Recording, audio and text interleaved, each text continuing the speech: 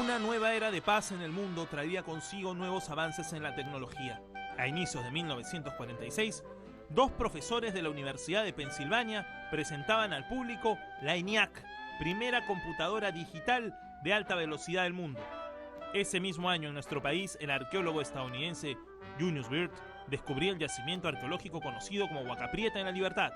Allí se encontraría el más antiguo arte textil de las Américas, por lo que este descubrimiento significaría un hito fundamental en la historia arqueológica peruana. Por el lado del fútbol, el campeonato de 1946 traería consigo la sexta estrella de Universitario de Deportes, además de su primer bicampeonato.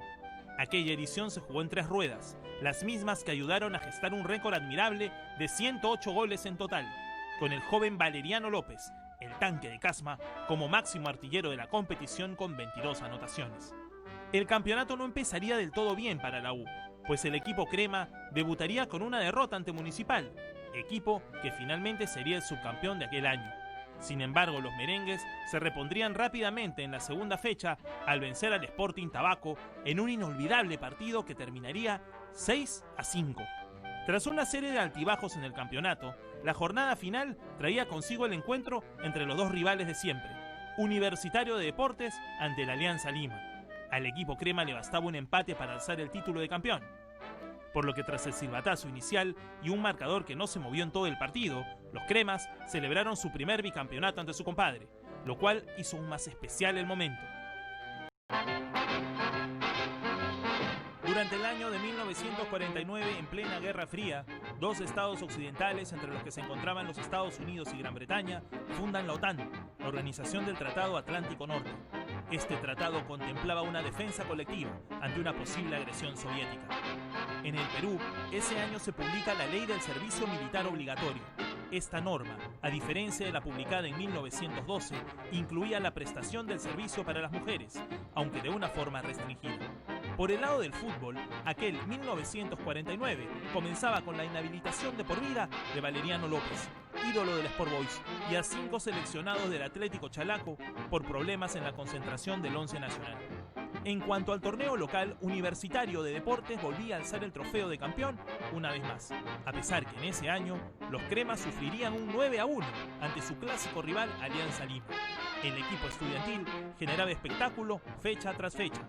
Titina Castillo, Campolo Alcalde y Lolo Fernández eran los ejes de un equipo que seguía siendo arrollador y que consiguió el título de campeón con 5 puntos de diferencia sobre su más cercano perseguidor, el Sucre Fútbol Club. Sin embargo, la brillante campaña de los cremas tuvo en Alberto Toto Terry a su máxima figura.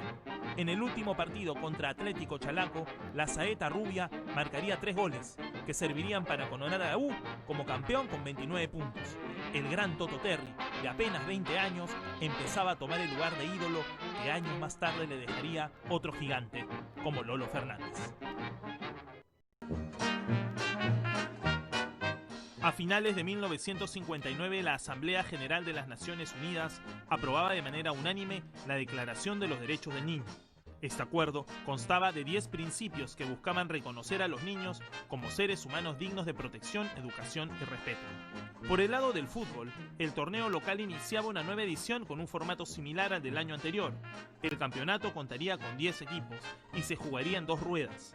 Luego los 5 primeros irían a una liguilla por el título y los 5 restantes a una por el descenso. El campeón de ese año sería Universitario de Deportes, equipo que haría prevalecer su tradición de siempre campeonar en los años terminados en 9, 1929, 1939, 1949 y aquel año 1959. Sin Lolo Fernández ya retirado, ni Alberto Toto Terry contratado por Sporting Cristal, Universitario cifró sus esperanzas en el nuevo goleador llegado de Huaral, Daniel El Chino Ruiz.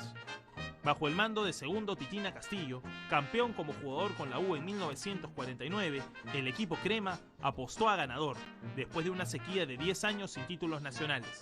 Así, los merengues finalizarían primeros con 29 puntos. Para la liguilla por el título nacional, Universitario ratificaría su liderazgo, terminando igualmente puntero y campeón, con un inspirado Chino Ruiz, quien se erigiría como máximo goleador del torneo con 28 anotaciones. Durante la última parte de 1960 era elegido presidente de los Estados Unidos el demócrata John Fitzgerald Kennedy, uno de los mandatarios más queridos del país norteamericano y que un año más tarde sería asesinado. En nuestro país, a finales de ese año, se crearía en Trujillo el Concurso Nacional de la Marinera, evento que con los años ganaría prestigio y se convertiría en una tradición en el norte del país. Por el lado del fútbol, la edición de 1960 traería consigo un nuevo bicampeonato de Universitario, equipo que bajo el mando de segundo Titina Castillo había encontrado un demoledor trío ofensivo, conformado por Alejandro Pelé Guzmán, Daniel Chino Ruiz y Ángel Uribe. Aquella sería una campaña muy dura para el equipo crema, pues el Sport Boys de Marcos Calderón se convertiría en su gran rival a lo largo del año. Precisamente cremas y rosados lucharían hasta el final por el título nacional, siendo la U quien terminaría en el primer lugar con un punto más que Sport Boys. Los rosados no podrían darle una última alegría a su eterno goleador Valeriano López, quien había anunciado su retiro del fútbol. Sin embargo, una de las sorpresas del torneo la daría Centro Iqueño, equipo que terminaría quinto en la tabla general, pero que tendría en Fernando Olaechea al máximo goleador del torneo con 18 goles. Por el lado del cuadro crema, el título de ese año le permitió clasificarse a la segunda edición de la Copa Campeones de América, torneo que hoy en día es conocido como la Copa Libertadores. Durante el año de 1964, el líder sudafricano Nelson Mandela es condenado a cadena perpetua acusado de conspiración para derrocar al gobierno de ese país. Mandela saldría de prisión en 1990, en medio de una convulsión social en Sudáfrica. En nuestro país, ese año se produciría la tragedia del Estadio Nacional, en donde fallecieron 345 personas. El hecho ocurrió cuando el árbitro uruguayo Ángel Pasos anularía un gol marcado por Víctor Lobatón contra Argentina en el preolímpico para Tokio 64. Por el lado del fútbol, el campeonato del 64 se jugó con un sistema de 2 ruedas, enfrentamientos de todos contra todos. Posteriormente, los 5 mejores jugarían una liguilla por el título y los 5 restantes por el descenso. La edición de ese año representaría la 10ª estrella para Universitario de Deportes, con lo cual también se daría inicio al histórico ciclo de Marcos Calderón como técnico de la U. Los cremas ganarían el campeonato de 22 fechas con 36 puntos, 9 puntos de diferencia sobre Alianza Lima y Deportivo Municipal, sus principales perseguidores, que terminaron con 27 unidades.